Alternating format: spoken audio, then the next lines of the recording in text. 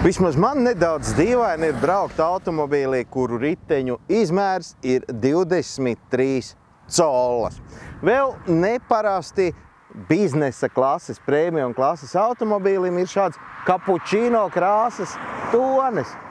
Saucās gan šis tonis mazliet savādāk, bet kāds stila eksperts reiz esot teicis, ka melnā uzvalkā varot iet tikai pie prezidenta un uz bērēm.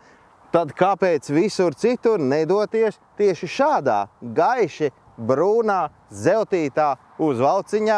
Audi nekad ne ar vienu modeli nav izcēlies ar kaut kādu pārdabiski futuristisku dizainu. Arī šajā gadījumā tas ir asketisks, elegants, ieturēts, tāds, kā mēs esam pieraduši Audi dizaina valodas eksemplārs. Fantastiski šī te lielā radiatora este. Neviena muša te nevar pielipt.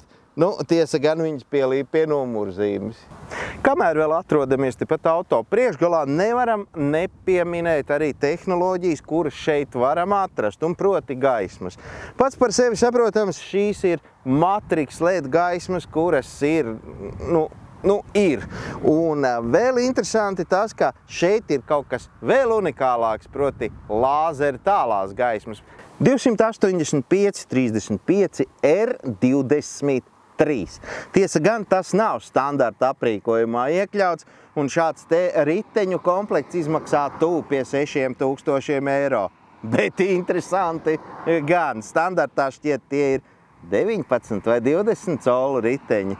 Audi Q8 cena sākās no 82 plus mīnus tūkstošiem. Šīs konkrēti jau ir sakrājis ap sevi vēl papildus opcijās pietiekoši smuki, tā lai tas jau maksātu mazliet virs 115 000 eiro.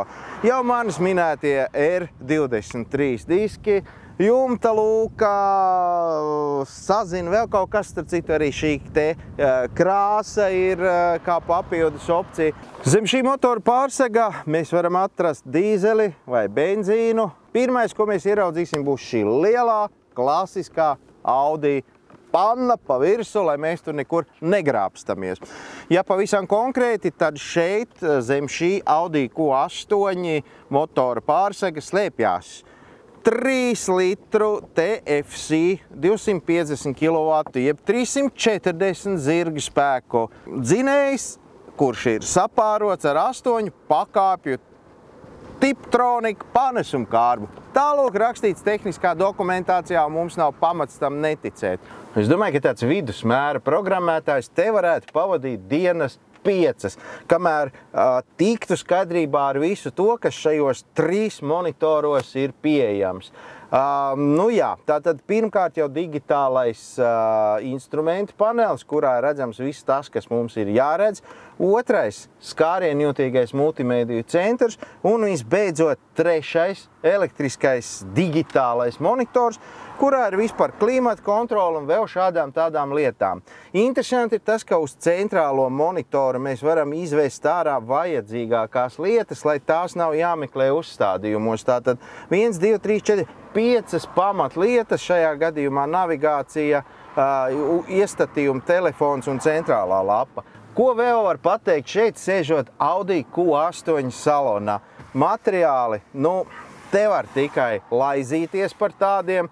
Stūri ir ērti, sēdekļi ir fantastiski un, protams, mīksti, ērti. Un, varbūt tas, ka šajā konkrētajā eksemplārā nav ne ventilācija, ne masāža, kuru par papildu samaksu, protams, var izvēlēties. Liels, ērts, ietilpīgs, respektabls, spēcīgs, jaudīgs automobīlis, premium klase, kurš, protams, nav domāts tikai un vienīgi, lai ar to aizbraukt uz direktoru padomes sapulci, bet ar to tikpat labi var kopā ar ģimeni doties apceļot visur, kur ar automobīlu var aizbraukt. Kāpēc gan nē? Ja mūsu līdzekļi to ļauj, perfekts un ideāls ģimenes automobīls. Kāds tas īsti dabā ir? To noteikti, ka var pateikt tikai vienā veidā, proti izmēģinot. Vai tas mums ir piemērots, vai tas mums ir pa kabatai, vai mēs tādu gribam, to lemt mums pašiem. Mēs, raidījums Autodroms, kā vienmēr tikai izstāstam, ka šādi automobīļi dabā eksistē. un ar to ir patīkami braukt. Ticiet man, ar visiem 23 collu riteņiem.